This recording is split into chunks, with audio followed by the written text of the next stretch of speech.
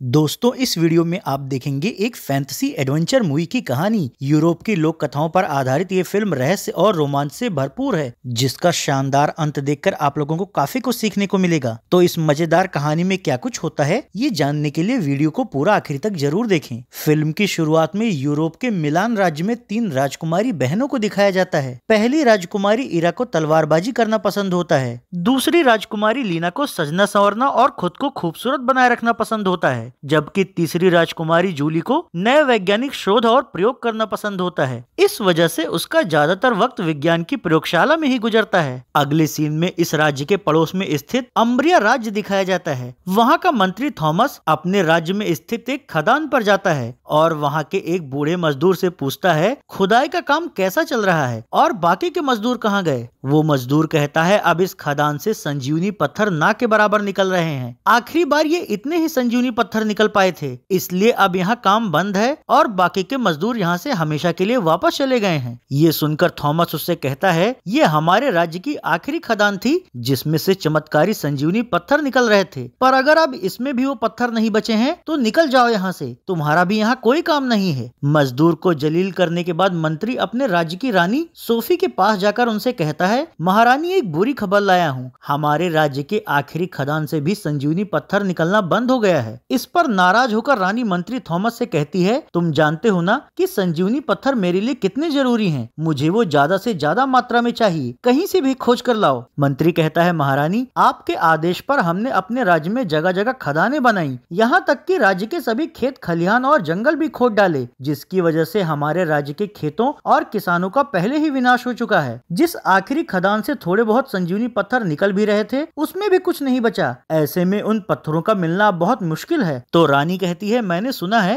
पाताल लोक में कुछ खास किस्म के संजीवनी पत्थर पाए जाते हैं जिनके चमत्कारों का असर जिंदगी भर रहता है। अगर तुम मेरे लिए उनमें से एक पत्थर का टुकड़ा भी ले आओ तो मुझे खुदाई से निकलने वाले कम देर तक असरदार इन पत्थरों को बार बार इस्तेमाल करने की जरूरत नहीं पड़ेगी। इस पर मंत्री कहता है महारानी, पहली बात तो ये है कि पाताल लोक तक पहुँचना बहुत मुश्किल है और दूसरी बात यह है कि अगर कोई वहाँ पहुँच भी जाए तो पाताल लोक का स्वामी उसे वहाँ से जिंदा वापस नहीं आने देगा। इसलिए पाताल लोक के उस खास संजीवनी पत्थर के बारे में तो भूल ही जाइए, पर हम पड़ोसी राज्य मिलान पर दबाव डालकर उनके खदान और खेत खलिहानों से भरपूर मात्रा में कम देर तक असर करने वाले संजीवनी पत्थरों को प्राप्त कर सकते हैं। ये सुनकर स्वार्थी रानी उसे इसकी इजाजत दे देती है।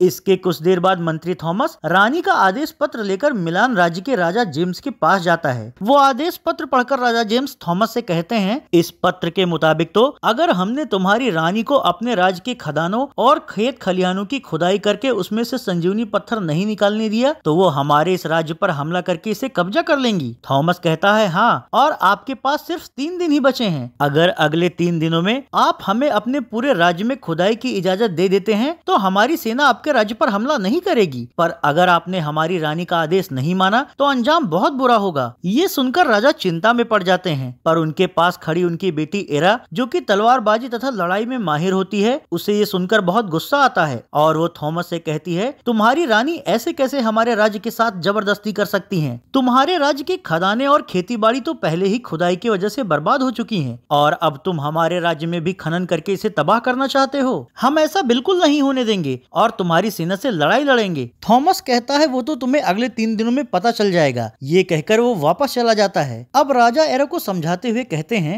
बेटी, हमारा राज्य बहुत छोटा है और हमारे पास सैनिक भी बहुत कम है, इसलिए युद्ध में हम उनसे कभी नहीं जीत पाएंगे। इस पर उनकी दूसरी बेटी लीना कहती है लेकिन अगर आपने उन्हें हमारे राज्य में खनन की इजाजत दे दी तो हमारा राज्य और यहाँ के लोग बर्बाद हो जाएंगे। राजा कहते हैं लेकिन हमारे पास कोई दूसरा विकल्प भी तो नहीं है। तो राजा की छोटी बेटी जूली उनसे कहती है हमें कूटनीति का सहारा लेना होगा। हम रानी के बेटे डेविड के साथ तीनों में से किसी के शादी का प्रस्ताव भेजेंगे। अगर ये रिश्ता तय हो जाता है तो शायद हमारा राज्य बच जाएगा। जूली की दोनों बहनें एरा और लीना उसके इस प्रस्ताव से सहमत नहीं होती और कहती हैं हम यूं ही सिर्फ समझौते के लिए अपनी जिंदगी दांव पर नहीं लगा सकते। अगर तुम्हें उस राजकुमार से शादी करना है तो तुम कर लो। तो जूली कहती है मुझे भी शादी करने में कोई दिलचस्पी नहीं है, मेरा मन तो वैज्ञानिक प्रयोगों में लगता है, पर मैं अपने राज्य और लोगों की भलाई के लिए ऐसा करूंगी, इसलिए मैं चाहती हूँ तुम दोनों भी इस मुश्किल घड़ी में मेरा साथ दो। आखिरकार परिस्थिति को समझते हुए उसकी दोनों बहनें उसके साथ रानी सोफी के दरबार में जाने के लिए तैयार हो जाती हैं।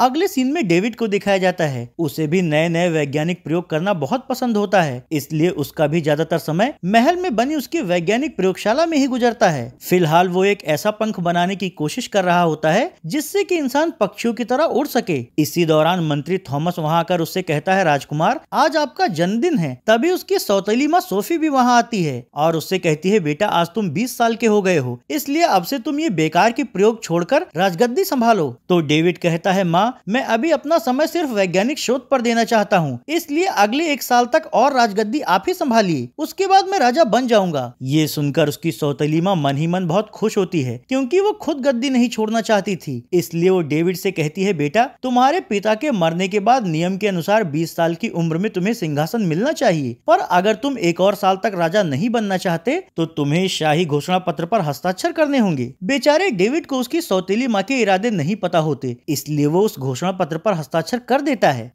अगले दिन मिलान राज्य दिखाया जाता है, जहां राजा की तीनों बेटियां अम्ब्रिया राज्य जाने के लिए निकलने की तैयारी कर रही होती हैं। राजा उनसे कहते हैं, तुम लोग वहां बहुत ही समझदारी से काम लेना और ये 3 उपहार तुम्हारी माँ मरने से पहले तुम तीनों के लिए छोड़ गई थी, इसे भी अपने साथ ले जाओ। तीनों पूछती हैं, ये क्या है? राजा कहते हैं, एरा के लिए अनोखा चाकू, लीना के लिए एक अनोखा शीशा और जूली के लिए दिशा सूचक यंत्र है। तो तीनों वो उपहार लेकर अम्ब्रिया राज्य जाने की यात्रा पर निकल पड़ती हैं। इस यात्रा में ये लोग कई दुर्गम रास्तों से गुजरती हैं। फिर अम्ब्रिया राज्य की सीमा क्षेत्र में दाखिल होने पर इन्हें जले हुए जंगल और खेत खलियान दिखते हैं। दूर दूर तक कोई इंसान नहीं दिख रहा होता। फिर थोड़ा और आगे बढ़ने पर इनकी मुलाकात एक पति पत्नी से होती है। जूली उन दोनों से पूछती है, यहाँ के बाकी लोग कहाँ गए? तो वो दोनों उन्हें बताते हैं, हमारे राज्य में जिंदगी जीना बहुत मुश्किल हो गया है, ना तो यहाँ खेती बची है और ना ही खदान। ज्यादातर लोग यहाँ से भाग चुके हैं, क्योंकि अब तो यहाँ पीने के लिए पानी तक नहीं बचा है। अगर तुम लोग रानी सोफी के महल में जा रही हो तो उससे सावधान रहना, क्योंकि शायद उसी ने वहाँ के राजा को जहर देकर मारा था और अब वो ये पूरा राज्य तबाह करने पर उतारू है। ये सुनकर तीनों बहनें यहाँ से और आगे बढ़ती हैं और आखिरकार सोफी के महल तक पहुँच जाती हैं। सैनिक उन्हें सोफी के दरबार में ले जाते हैं, जहाँ सोफी और उसका मंत्री उनसे पूछते हैं, क्या तुम्हारे पिता को हमारा प्रस्ताव मंजूर है? जूली कहती है, नहीं,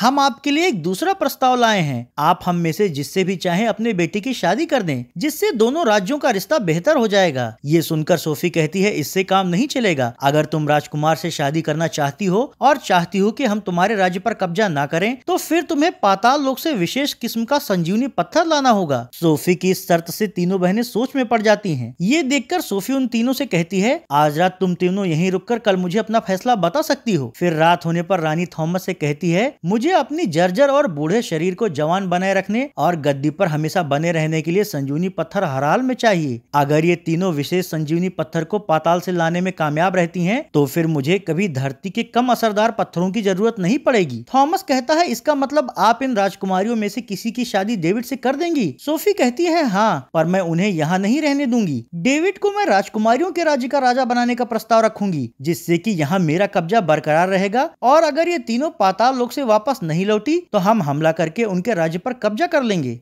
अगले सीन में महल का वो कमरा दिखाया जाता है जहां तीनों राजकुमारियां रुकी होती हैं। वो लोग इस बात को लेकर परेशान होती हैं कि पाताल लोक जाकर वहां से संजीवनी पत्थर लाना आसान नहीं है। जूली एरा से कहती है, तुम कमरे से बाहर खड़े सैनिकों का ध्यान बटाओ और मैं किसी तरह राजकुमार डेविड से मिलकर आती हूँ। तो एरा बाहर निकलकर सैनिकों को उससे तलवारबाजी में उलझने के लिए उकसाती है। अब जब सैनिक भड़क कर एरा से तलवारबाजी में उलझ जाते हैं तो मौका देखकर जूली वहाँ से निकलकर राजकुमार के कमरे में पहुँच जाती है। राजकुमार का कमरा विज्ञान की प्रयोगशाला की तरह होता है, जिससे जूली समझ जाती है कि राजकुमार डेविड भी उसी की तरह है। उसे वहाँ देखकर डेविड उससे उसके बारे में पूछता है तो वो उसे सब कुछ बता देती है। अब डेविड उससे कहता है, मुझे भी नहीं पता कि उन्हें संजीवनी पत्थरों की जरूरत क्यों है। मेरी असली माँ तो पहले ही मर चुकी है। फिर जब मेरे पिता ने सोफी से दूसरी शादी की तो कुछ दिन बाद वो भी रहस्यमयी तरीकों से मारे गए। ये सुनकर जूली उसके साथ सहानुभूति दिखाती है और कहती है, अपने राज्य को बचाने और तुमसे शादी करने के लिए मुझे पाताल जाना ही होगा। डेविड को भी जूली पसंद आ जाती है, इसलिए उसकी मदद करने के लिए वो अपने पास रखे कुछ प्राचीन पुस्तकों को पढ़कर उसे बताता है कि इसके अनुसार पाताल लोक का द्वार खोलने के लिए तुम्हें सूर्य और चंद्र की रोशनी का कतरा चाहिए होगा। जूली कहती है, लेकिन ये सब मुझे कहाँ मिलेगा और पाताल का द्वार कहाँ है? तो डेविड कहता है, उत्तर के जंगलों के पार भूतिया घाटी की पहाड़ियों के पार तुम्हें सूर्य और चंद्र मंदिर के अंदर रोशनी का कतरा मिलेगा। हालांकि ये काम काफी जोखिम भरा होगा। रही बात पाताल लोक के द्वार की, तो उस बारे में तो अभी मुझे भी कुछ नहीं नहीं पता, लेकिन मैं उसके द्वार के बारे में पता करने की पूरी कोशिश करूंगा। तो जूली कहती है, पर तुम मेरे पास ये जानकारी कैसे भेजोगे? डेविड कहता है, मेरे पास एक कबूतर है, इसके जरिए। अब तुम लोग रोशनी का कतरा लाने जाओ, तब तक मैं ये पता करता हूँ कि आखिर पाताल का द्वार कहाँ है और आखिर मेरी सौतेली माँ इतने संजीवनी पत्थरों का क्या करती है। डेविड से बात करने के बाद जूली अपनी बहनों के पास जाकर उनसे डेविड ने जो कुछ कहा वो सब बताती है। फिर अगली सुबह दरबार में तीनों बहनें रानी से कहती हैं, हम तीनों पाताल लोक जाने के लिए तैयार हैं। डेविड भी वहाँ मौजूद होता है। हालांकि रानी को ये नहीं पता होता कि डेविड जूली के संपर्क में है, इसलिए डेविड सोफी से कहता है, माँ आपको ये पत्थर क्यों चाहिए? तो रानी बहाने से उसकी बात टाल देती है। इसके बाद यहाँ से निकलने से पहले तीनों बहनें कमरे में राजकुमार से मिलती हैं। वहाँ राजकुमार जूली को अपना संदेश वहाँ कबूतर दिखाता है और उससे कहता है, इसके जरिए ही हम दोनों एक दूसरे को जानकारी भेजते रहेंगे। इसके बाद तीनों बहनें डेविड द्वारा दिखाए गए नक्शे के अनुसार सूर्य और चंद्र मंदिर जाने के लिए निकल पड़ती हैं। सफर बहुत लंबा होता है, इसलिए ये लोग कई दिनों तक चलती रहती हैं। इस दौरान डेविड किले की छत पर खड़ा होकर अपनी लंबी दूरबीन के जरिए राजकुमारियों को देखा करता है। वहीं राजकुमारियां चलते चलते उत्तर के जंगल में पहुंच जाती हैं। रात होने पर ये तीनों वहीं विश्राम करती हैं। इस दौरान जूली की दोनों बहनें उससे कहती हैं, तुम्हारी और राजकुमार की पसंद एक जैसी है और हमें लगता है कि तुम दोनों ही एक दूसरे को पसंद करते हो। जूली कहती है, हाँ। अगले दिन डेविड का भेजा कबूतर जूली के पास संदेश लेकर जाता है, जिसमें लिखा होता है कि उसकी सौतेली माँ ने उसे ये नहीं बताया कि उसे वो पत्थर क्यों चाहिए। पत्र में ये भी लिखा होता है कि रास्ते में पड़ने वाली भूतिया पहाड़ी से अजीबोगरीब आवाजें सुनाई देंगी और वो पहाड़ी आपको भ्रमित करने की कोशिश भी करेगी, इसलिए वहाँ सावधान रहना। ये सब जानकारी मिलने के बाद जूली अपनी बहनों से कहती है, पहाड़ी के पास पहुंचकर हम अपने कान बंद कर लेंगे और हर भ्रम से बचने की कोशिश करेंगे। उधर डेविड संजीवनी पत्थरों के इस्तेमाल के बारे में जानने के लिए राज्य की आखिरी खदान पर जाता है। राजकुमार के महल से बाहर जाने की सूचना जब एक सैनिक रानी को देता है तो रानी हड़बड़ाकर महल से बाहर आती है और सैनिकों से कहती है, उसके पीछे जाओ और देखो कि वो कहां और क्यों गया है। इधर तीनों बहनें भूतिया घाटी तक पहुंच जाती हैं, जहां उन्हें तेज और डरावनी आवाजें सुनाई पड़ती हैं। उनसे बचने के लिए ये तीनों जल्दी से अपने कान बंद करके पहाड़ी के अंदर जाती हैं। वहां एरा और जूली तो अपने आप को भ्रमित होने से बचा लेती हैं, पर लीना उन भ्रमित करने वाली आवाजों का पीछा करते हुए पहाड़ी के अंदर एक संकरी दरार में चली जाती है। अगले सीन में फिर से डेविड को दिखाया जाता है, जो खादान तक पहुंच जाता है। इत्तेफाक से उसे वहां एक पत्थर के नीचे चमकता हुआ एक संजीवनी पत्थर मिल ही जाता है। डेविड वो पत्थर अपने पास रख लेता है। तभी खादान से निकलकर बूढ़ा मजदूर उसके पास आता है और उससे पूछता है, मालिक आप यहाँ कैसे? डेविड कहता है, मेरी माँ यहाँ किस चीज का खनन करवाती थी और उन्हें वो चीज क्यों चाहिए? बूढ़ा कहता है, उन्हें संजीवनी पत्थर चाहिए, पर उसका इस्तेमाल वो किस लिए करती है मुझे ये नहीं पता। हालांकि मैंने इतना जरूर सुना है कि इन पत्थरों के जरिए कोई ऐसा रसायन बन सकता है जिससे कि बुढ़ापा और बीमारी को कुछ वक्त के लिए टाला जा सकता है। इधर ये दोनों बातें कर रहे होते हैं और उधर लीना को उसका भ्रमित कर देने वाला रूप अपने पीछे ले जाकर एक संकरी पहाड़ी के अंदर फंसा देता है। वहीं उसकी बहनें उसे इधर उधर ढूंढ रही होती हैं, पर वो उन्हें वहां नहीं मिलती।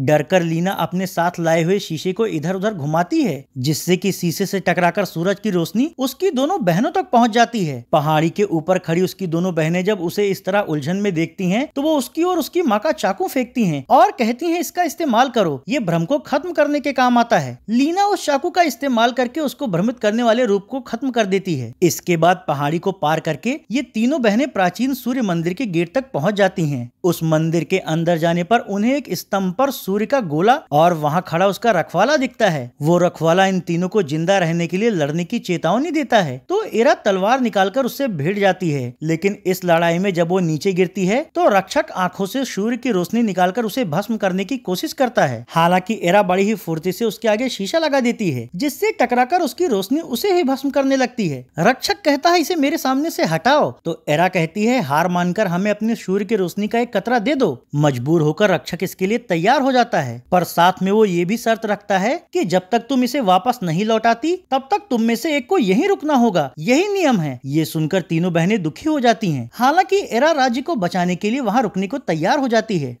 अगले सीन में डेविड को दिखाया जाता है, जो उसे मिले संजीवनी पत्थर से निकले रसायन का प्रयोग अपने कबूतर के घायल हुए पंजे पर करता है। उसके प्रयोग से उसका पंजा सही हो जाता है। ये देखकर डेविड ये बात समझ जाता है कि उसकी माँ जरूर इसका इस्तेमाल अपने ऊपर कर रही है। अगले दिन लीना और जूली चंद्र मंदिर जाने के लिए दक्षिण की ओर निकलती हैं। इस बात की सूचना वो डेविड को कबूतर द्वारा उसे भिजवाती हैं, पर जब डेविड का कबूतर उसके कमरे की खिड़की पर आता है तो रानी की नजर उस पर पड़ जाती है। कबूतर द्वारा लाए गए उस पत्र से डेविड को ये पता लग जाता है कि कि जूली को सूर्य रोशनी का खतरा मिल चुका है। रानी भी ये जानने की फिराक में होती है कि कबूतर द्वारा लाए गए पत्र में क्या जानकारी है, इसलिए वो डेविड के कमरे में आकर उसे बहाने से कुछ देर के लिए दरबार में भेजती है और मौका पाकर कबूतर द्वारा लाया हुआ वो पत्र पढ़ लेती है। फिर उसी दिन रानी जब रात में अपने गुप्त कमरे में जा रही होती है तो डेविड छिपकर उनका पीछा करता है। रानी अपने उस गुप्त कमरे में जाकर संजीवनी पत्थर से निकले रसायन के टब में लेट जाती है। डेविड दरवाजे के छेद से सब देख रहा होता है और फिर वो कमरे में आकर जूली को इस बारे में एक पत्र लिखता है। अगले सीन में फिर से लीना और जूली को दिखाया जाता है जो चलते चलते चंद्र मंदिर तक पहुंच जाते। मंदिर के अंदर जाने पर वहां का रक्षक उनसे कहता है, तुम लोग जरूर यहाँ चांद की रोशनी का कतरा लेने आई होगी। लीना कहती है हाँ। तो रक्षक कहता है, मैं तुम्हारा मन पढ़ सकता हूँ, तुम्हें अपनी खूबसूरती अपनी जान से भी ज्यादा प्यारी है, लेकिन अगर तुम्हें रोशनी का कतरा चाहिए तो तुम्हें मुझे अपने पूरे बाल देने होंगे, क्योंकि वो रोशनी का कतरा मेरे बाल में है। लीना अपने बाल देने के लिए बिल्कुल भी तैयार नहीं होती, पर फिर उसे एक युक्ति सूझती है और वो रक्षक से कहती है, मैं तुम्हारी शर्त मानने को तैयार हूँ। अब जैसे ही रक्षक उसका बाल काटने की कोशिश करता है, लीना बड़ी ही तेजी से उठकर अपने माँ के खास चाकू से रक्षक के ही बाल काट देती है। ये देखकर रक्षक उनसे कहता है, तुमने मेरे बाल भले ही काट लिए हों, पर इसे रोशनी के कतरे के रूप में इस्तेमाल करने के लिए तुम में से एक को यहीं रुकना होगा। यही नियम है जब तक कि तुम इसे वापस नहीं कर देती।